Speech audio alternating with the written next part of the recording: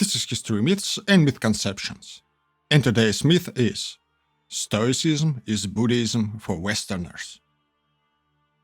That's the phrase you can occasionally hear now as modern Stoicism, an offshoot of Roman Stoicism, is attracting more attention and receiving a certain amount of popularity. The phrase is usually intended as some kind of a concealed attack on the philosophy of Stoicism, and a rather odd situation when this philosophy somehow becomes a bit fashionable. Let's take a quick look at what is fundamentally wrong with this statement. First of all, Buddhism is a religion. Stoicism is not a religion, it's a philosophy. There is a religious component in Stoicism, but most schools of philosophy have this kind of component. Buddhism has a philosophical component, like almost any religion, but it is not philosophy. Religious philosophy is not philosophy, it's theology. The difference is huge. It's the difference between Plato's Republic and the New Testament. Second thing, what is usually emphasized when comparing Buddhism and Stoicism is determinism. But there are many deterministic philosophies and many deterministic religions. Islam is also a deterministic system with a free will, and most of the followers of Islam are perfectly aware of it. Christianity is a deterministic system as well, but indeed the majority of Christians don't really know about it.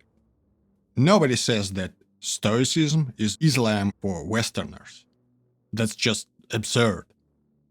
Although you can dig into the theology of Islam and find many concepts comparable to Stoicism or to Platonism. You also can find more or less comparable concepts almost anywhere. That doesn't make, say, peripatetic school a version of Hinduism. Next thing. It is heavily implied in the phrase that Buddhism is older than Stoicism. That's very debatable. We're dealing with religion, and almost any religion tries to present itself as something very ancient. Stoicism traced its lineage up to Socrates, but that was the limit. Philosophy doesn't have the necessity to provide any ancient origins. Buddhism, at least the modern types of Buddhism, is an interesting symbiotic religion that always tried to incorporate itself into some other system of beliefs, which is quite evident, for example, if you take a look at Buddhism in Southeast Asia, where it merged with local Hinduism and then took a commanding position. Tracing your lineage to a mythological Indian prince doesn't prove anything. It is not history, it is mythology. The Stoic school is quite probably older than Buddhism. Now, the ethics. There is a difference between what religion says and how followers of the religion actually behave. So it is sometimes hard to give a reasonable comparison. Greek and Roman Stoics took their philosophy seriously. They tried to act according to their philosophy. Religion is a different beast. Most of the followers of any religion are born into this religion. Any ethical system most of the time is somewhere in the background. Rituals are more important. A significant number of Westerners who read Buddhist literature aimed at a Western man know things like this is a religion without God. They've heard that there is no concept of the soul in Buddhism, but there is transmigration. Interesting concepts.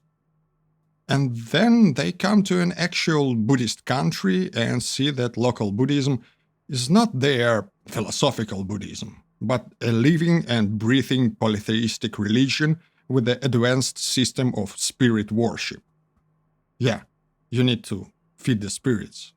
And the spirits apparently are huge fans of strawberry Fanta and cigarettes. Your book never mentioned that. And what people are actually doing in these societies.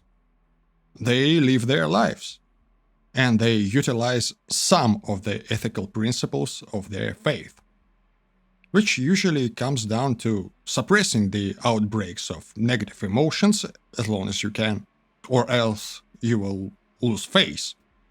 Promotion of a very passive attitude towards life, and yeah, an interesting form of determinism. You know, when a woman holds her baby in one hand, and the other hand is used to control her motorbike, while she's driving at full speed into a blind corner. Because everything that must happen will happen. No need to bother. Any Stoic would look at this picture not with indifference, but with terror.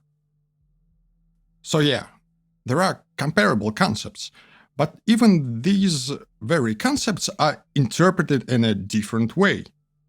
Don't worry, be happy of Buddhism encourages inaction. Don't worry, be happy of Stoicism creates Cato the Younger and the cult of martyrdom in Roman Stoicism.